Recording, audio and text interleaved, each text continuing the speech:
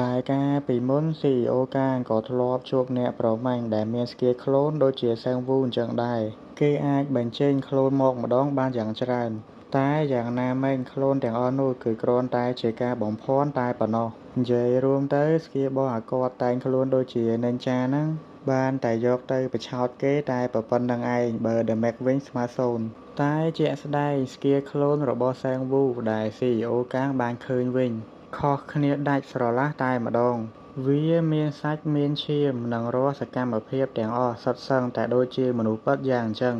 ដោយហេតុអញ្ចឹងហើយបើសិនជាគាត់មិនភ្ញាក់ផ្អើលទៀតមានតែចម្លែកនៅមិនទាន់អស់ចិត្តសាកសួរសែងវូទៅថាតើពួកគេជាកូនភ្លោះមែនឮអញ្ចឹងសែងវូឯនេះសើច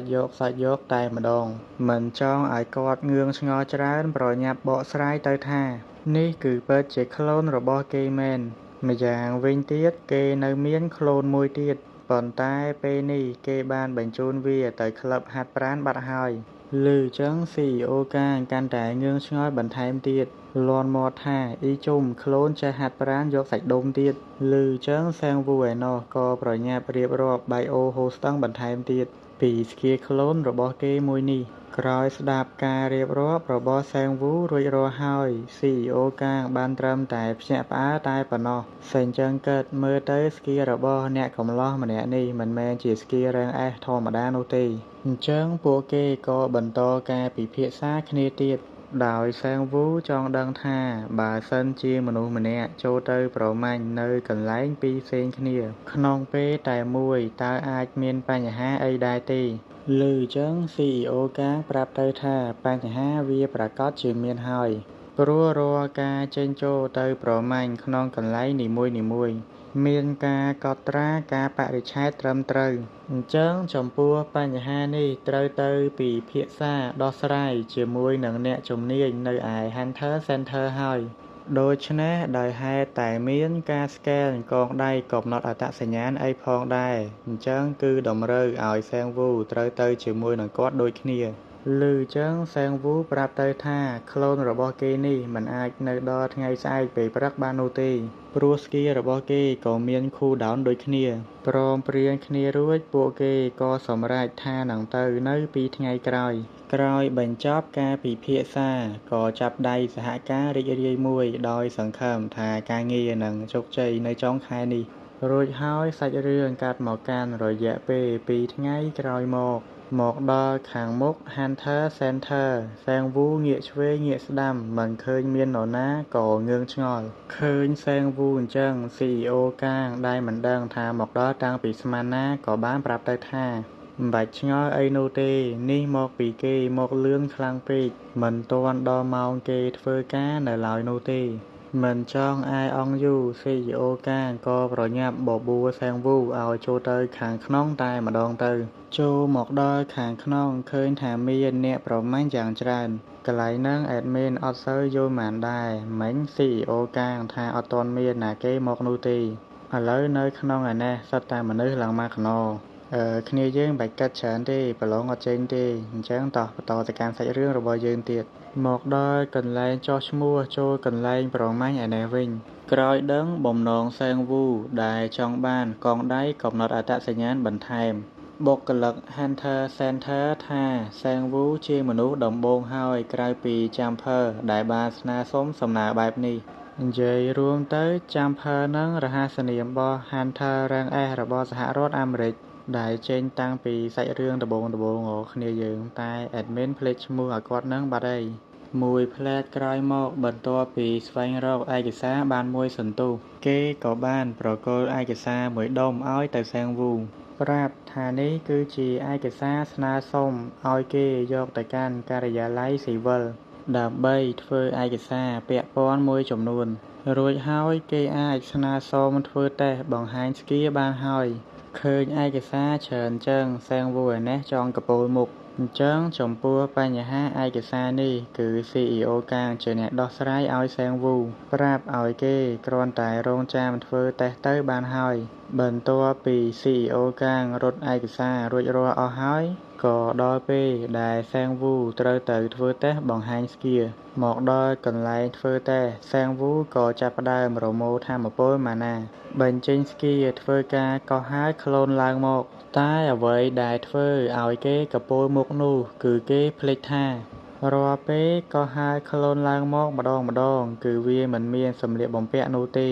ក្រឡេកមកម្ខាងឃើញមានអ្នកជំនាញម្នាក់ទៀតក្រោយចំណាយពេលផ្សារចុះផ្សារឡើងបានមួយសន្ទុះគាត់ក៏បង្កើតកងដៃកំណត់អត្តសញ្ញាណឲ្យសាំងវូថែមបានដោយជោគជ័យល្មមប្រាប់ថាពេលនេះខ្លួនរបស់សាំងវូអាចចូលទៅកាន់កន្លែងប្រមាញ់ដោយគ្រាន់តែស្កេនម្រាមដៃបានបន្តណែនាំប្រាប់កន្លែងតែមួយដែលខ្លួនទី1បានចូលរួចរាល់ហើយខ្លួនបន្ទាប់ដែលមកក្រោយគឺអាចចូលទៅប្រមាញ់ក្នុងកន្លែងតែមួយនឹងបានដោយមិនមានបញ្ហាអីនោះទេពិនិត្យមើលខ្លួនរបស់សាំងវូរួចអ៊ំវ៉ែនតាឯណេះសរសើរហើយថាស្គីមួយនេះមិនធម្មតានោះទេតាមដែលគាត់បានដឹងវាមិនធ្លាប់មានពីមុនមកឡើយមិនមែនត្រឹមតែក្នុងប្រទេសកូរ៉េនោះទេគឺនៅក្នុងពិភពលោកទាំងមូលតែម្ដងឯសាំងវូឯណេះមិនចង់រងចាំយូរក៏ប្រញាប់អូសខ្លួនចេញទៅវិញយ៉ាងលឿន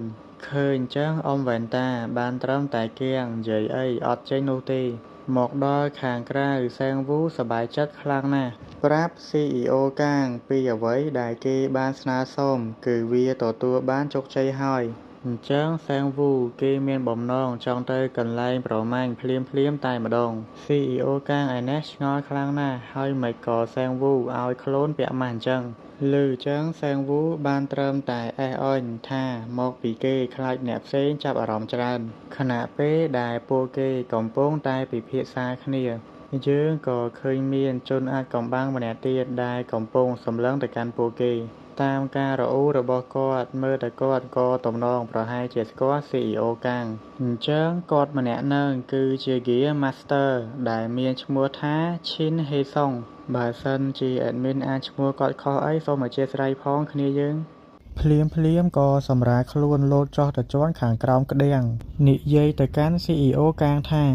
យ៉ាងយូរណាស់មកហើយទីបំផុតពួកយើងក៏បានមកជួបគ្នានៅកន្លែងបែបនេះម្ដងទៀតសាំងវូឆ្ងល់ខ្លាំងណាស់ថាតើបុរសម្នាក់នេះគឺជាអ្នកណាគេទៅលោតចុះពីជាន់ខាងលើមកដល់ជាន់ផ្ទាល់ដីដោយមិនមានបញ្ហាអ្វីទាំងអស់គ្រាន់តែឃើញគេភ្លាម CEO កាងឯណេះក៏ខាំមាត់សង្កត់ចិត្តនិយាយរាក់ទាក់យ៉ាងគួរសមទៅថាសូមគោរពលោកឮពាក្យគួរសមរបស់ CEO កាង Gear Master ឯណេះសើចយកតែម្ដងរួចហើយងឿងឆ្ងល់ថាតើយុវជនដែលនៅក្បែរ CEO កាងនេះគឺជាអ្នកណាគេទៅអញ្ចឹង CEO កាងថាសាំងវូគឺជាអ្នកប្រមាញ់ដែលបានប្រើប្រាស់សេវាកម្មក្រុមហ៊ុនរបស់ពួកគេបន្ទាប់ពីពិនិត្យមើលចុះឡើង Gear Master ដឹងថាសាំងវូគឺគ្រាន់តែជាអ្នកប្រមាញ់រ៉េង S តែប៉ុណ្ណោះបន្តសើចចំអកពេញមួយទំហឹងបន្ថែមទៀតដោយហេតុគាត់ស្មានមិនដល់នោះទេថា Mr. កាងចុងមូលដែលធ្លាប់តែធ្វើការជាមួយនឹង Hunter Rank C និង B បែរជាធ្លាក់ខ្លួនដល់ថ្នាក់នេះទៅវិញមើលមក CEO កាងឯណេះពេលនេះកំពុងតែឆេះដុំខ្លាំងណាស់ឃើញចឹងសាំងវូក៏ព្យាយាមសម្រួលអារម្មណ៍ CEO កាងភ្លាមGear Master ក៏បានប្រើអំណាចថាមពលចង់ដាក់សម្ពាធសម្លុតទៅកាន់សាំងវូមើលមកសាំងវូមិនបានភ័យខ្លាចបែរជាញញឹមយ៉ាងប្រព្រាយ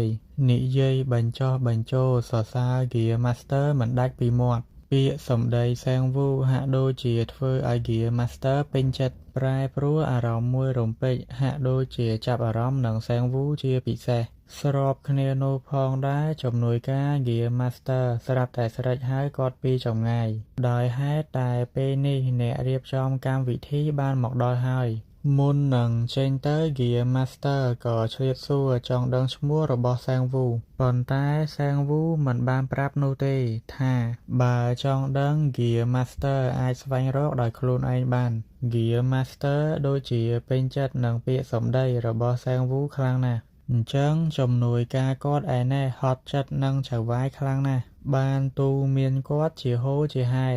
រយៈពេលមួយផ្លែតក្រោយមកខណៈពេលធ្វើដំណើរតាមផ្លូវ CEO កាងក៏ឆ្លៀតអរគុណសាំងវូដែលបានជួយគាត់អំបែរមិញនេះ រួចហើយសួរថាតើគេចង់ដឹងពីទំនាក់ទំនងរបស់គាត់ជាមួយនឹងយាហេសុងដែរទេ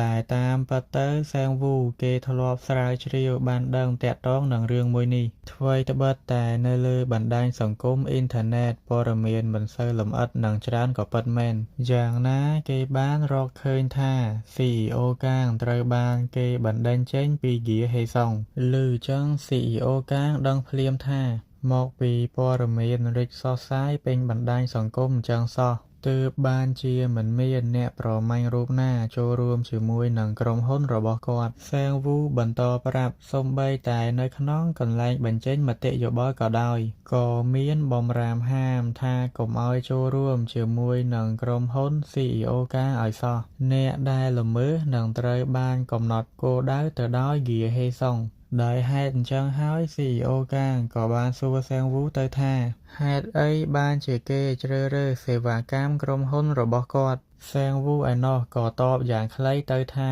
ដោយសារតែសេវាកម្មធូរថ្លៃហើយម្យ៉ាងទៀតគឺគេទុកចិត្តទៅលើការងាររបស់ CEO កាងរួចហើយសាច់រឿងកាត់មកកាន់ក្លឹបហាត់ប្រាណឯនេះវិញគេបង្ហាញឲ្យឃើញថាពេលនេះខ្លួនរបស់សែងវូក៏កំពុងតែព្យាយាមហ្វឹកហាត់លើកដុំដែករាប់សិបគីឡូទាំងញ័រជើងទៅតាត់ឃើញសភាពខ្លួនហ្វឹកហាត់អត់ឈប់បែបនេះអ្នកកំពុងមើលចង់ភ័យចំនួនភ្លាម